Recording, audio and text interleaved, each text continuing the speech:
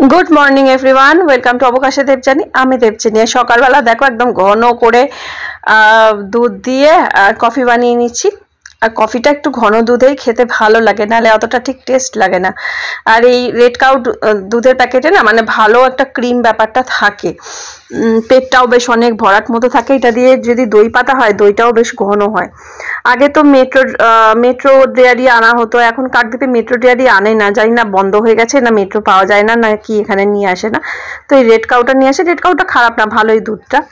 তো এটা দিয়ে এখন কফি বানিয়ে নিচ্ছি। আর এই যে শীতের শেষ, আর জানো তো কলকাতায় বৃষ্টি হয়েছে, আমাদের এখানে কোনো বৃষ্টি হয়নি, কিন্তু একটা ওয়েদারটা বেশ ঠান্ডা ঠান্ডা মতো একটা ওয়েদার রয়েছে। শীত যাবো করছে, যাওয়ার আগে একটু হালকা হালকা এখনো বলে যাচ্ছে যে আমি কিন্তু আছি, এখনো কিন্তু যাইনি, এখনো কিন্তু বৈশাখ মাস পড়েনি। তো ফাল্গুন চৈত্র মাসে একটু ঠান্ডা ঠান্ডা হালকা হালকা থাকে, দোলটা না যাওয়া পর্যন্ত কি আর হয়। তো দেখো টিফিন খেয়ে নিয়েছি, মানে কফির সাথে একটু মুড়ি খেয়েছিলাম সকালে।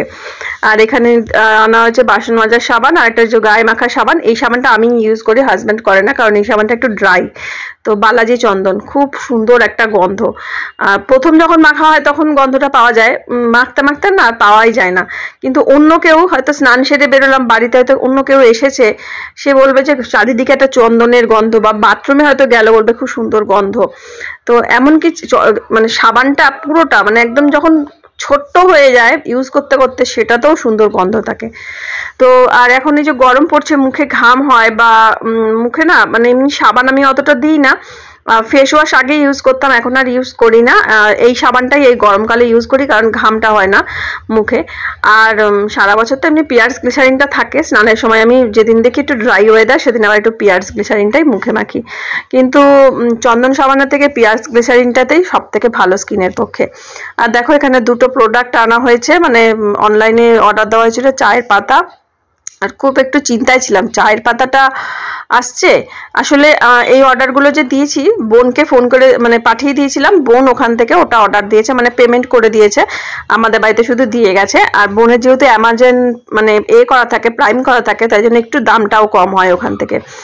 আর তারপরে আমি অনলাইনে আবার ওকে টাকাটা পাঠিয়ে দিই, এরকম করি। আবার কিছু কিছু নিজেও করি, যেগুলো দেখি ওরকম হলে একটু সুবিধা হয়, বা অনেক সময় না 500 টাকার নিচে কেনাকাটা করলে তখন ওই মানে অসুবিধা হয়, তখন ওই যদি ওইভাবে পেমেন্ট করি, মানে বোনকে বলি যে তুই করে দে, তারপর আমি তোকে পাঠাচ্ছি টাকাটা, তো ওটা হলে একটু সুবিধা হয়। তো এইভাবেই নিই।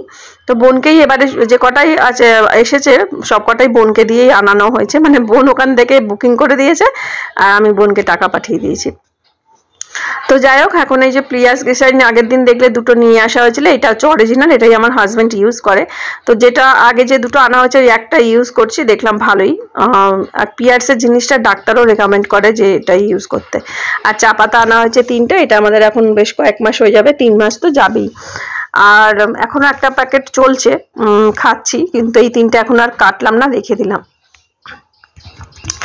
আর যেটা বলছিলাম যে ভাবছিলাম কি চায়ের পাতা কি করে কি ব্যাপারটা বুঝতে পারছি না, মানে তারপর যখন প্যাকিং করলাম দেখলাম একসাথেই 3টে। আর আনা হয়েছে বেশ কিছু জলের বোতল, তো এখানে 6টা বোতল আছে। আমার মানে এরকম চৌকো বোতল একটু পছন্দ হচ্ছিল, তার কারণ এটা ফ্রিজে রাখতে পারবো চৌকো বোতলগুলো। তারপর আমার হাজব্যান্ড বললো এই যে কোমরটা একটু চাপা মতো আছে, এটা একটু বাঁকা মতো, বলে এই ডিজাইনটা নাও, তাই জন্য আবার এটা নিলাম। তো এখন মনে হচ্ছে, এখন কি আগেই মনে হচ্ছিল আরো 6টা একসাথে নিই, তারপর ভাবলাম না পরেই নেবো, ঘরে এমনি বোতল আছে। আর এইগুলো সবসময় ইউজ করব না, মানে এমনি কিনে রাখলাম, বাড়িতে গেস্ট আসলে তাদের দিতে পারবো। আর এমনিতেও ইউজ করার জন্য বোতল আছে। আসলে কি হচ্ছে, ফিল্টার আর কলসিতে এখন জল ভরে রাখা হয় না, তো একটু বোতল বেশি থাকলে বাড়িতে গেস্ট আসলে সব একসাথে তখন সুবিধা হবে, ওই জন্যই ভাবলাম কিনে রাখি, দেখি কিছুদিন বাদে আবার 6টা মতো বোতল কিনবো। আর আমি জানি না বোতলগুলোর মধ্যে যে পিঙ্ক বোতলটার মধ্যে জানো তো লবঙ্গ ছিল একটা, আমি না অবাক হয়ে গেলাম যে কেন লবঙ্গ দেওয়া, তার মানে হয়তো সব কটা বোতলে। ওমা দেখি না পিঙ্কটাই তো ভেবেছিলাম আমি নেবো, বুঝতে পারছি না, লবঙ্গটা ফেলে দিলাম। আমার হাজব্যান্ড বলছে লবঙ্গটা ফেলে দিলে, তুমি তো লবঙ্গ খাও। আমি জানি না বোতলটার মধ্যে কেন লবঙ্গ দেওয়া, বলে হয়তো বোতলে গন্ধ যাতে আজে বাজে না আসে ওই জন্য দেওয়া, হয়তো সেটাও হতে পারে। তাহলে তো সব কটাতেই দিতে পারতো, এরম ভাবছিলাম। যাই হোক, বোতলগুলো ধুয়ে পরিষ্কার করে রেখে দিতে হবে।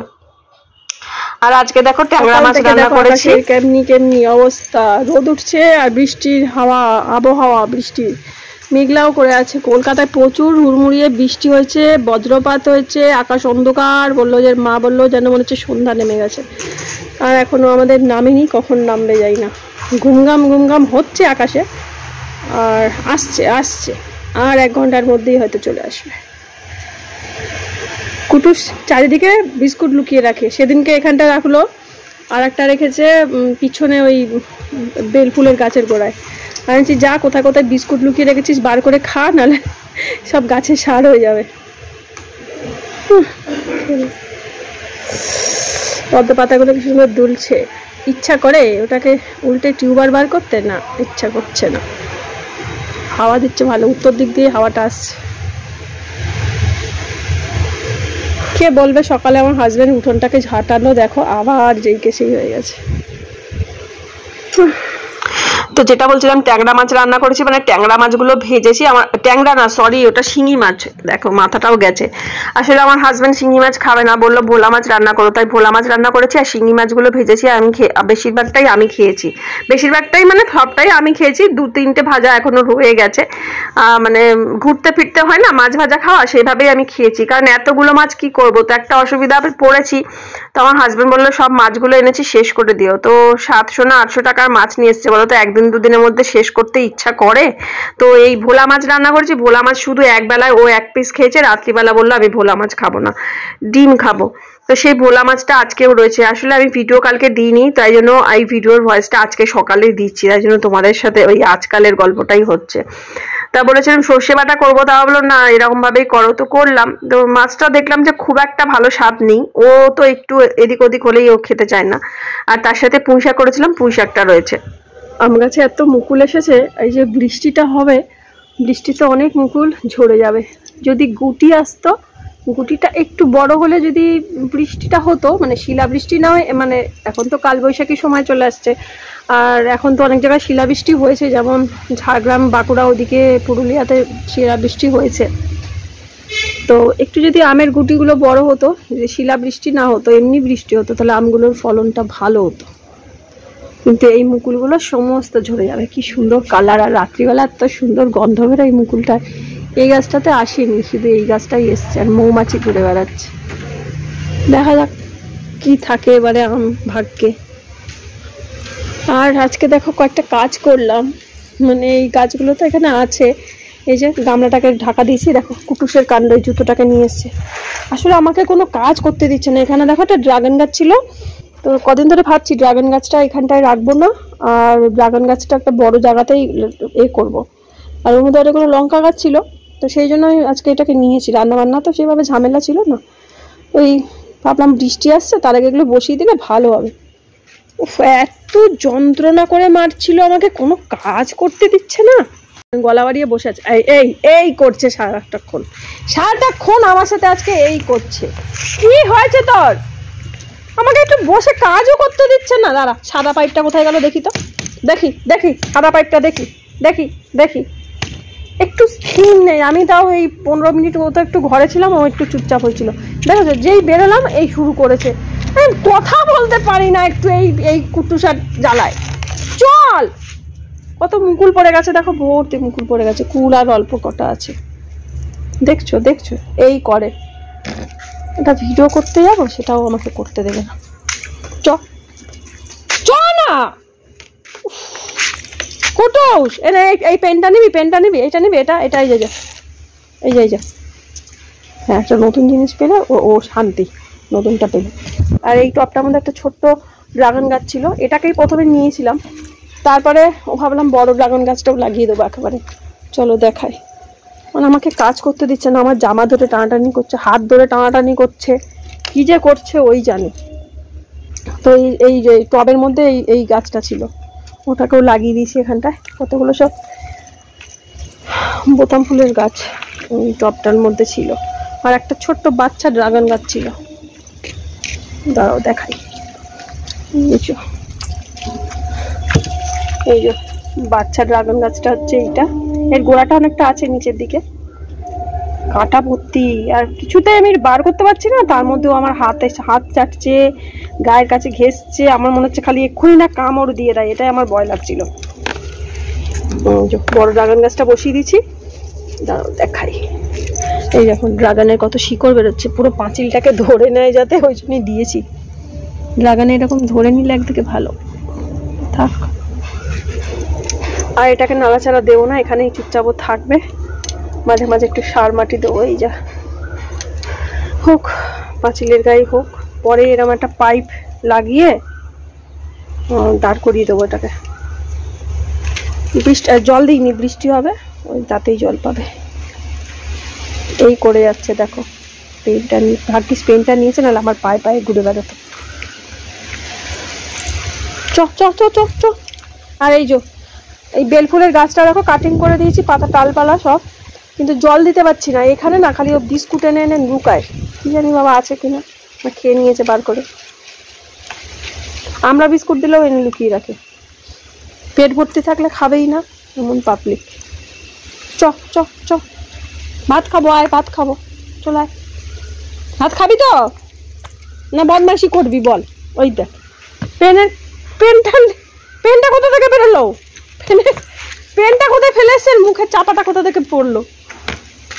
আমার খালি অন্যায় ঘরা বসে না, এখানে বললাম বস, এখানে বৃষ্টি আসছে না, এই করে বেড়াচ্ছে।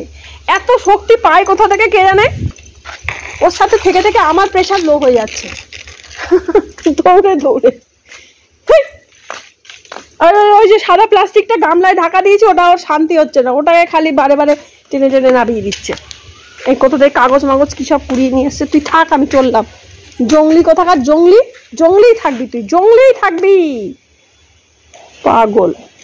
আমার হাজবেন্ডের জুতোটা নিয়ে পালাই, এরকম বদমাইশি করে, জুতোটা নিয়ে যাবো আবার আনবে, কারণ কিছু করবে না, এটাকে এরকম সরিয়ে দেবে, আর আমি ওর পিছনে ধাওয়া দেবো, আর উনি সেটাতেই খুশি হবে। এই যে এইটাই হচ্ছে, এইটা নে লাফা লাফা লাফা লাফানো শিখে।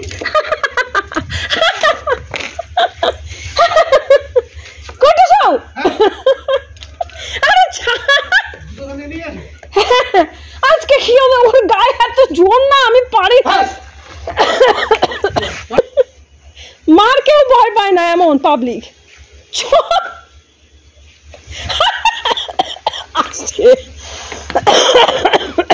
এই খালি খেলবে, খালি খেলবে, টুটছে তোমার পিছন পিছন। খাবার বাড়ছে, দাঁড়া পাইপটা তো রাখতে দে, খাবি না তো, ভাত খাবি না তো?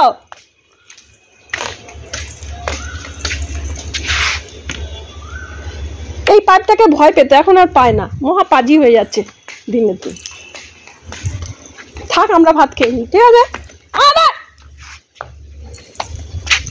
কুটুসো, তুই কি হলুদ রংটা পছন্দ করছিস না কি বলতো? হ্যাঁ, তাহলে আর হলুদ আর। খাওয়া দাওয়ার পরে দেখলাম আমি যে ড্রাগন গাছটা বসিয়ে এসেছিলাম সেটা কুটুস মুখে করে তুলে ফেলে দিয়েছে। এইরকম সারাটাক্ষণ আমার সাথেই দুষ্টুমি করে বেড়ায়।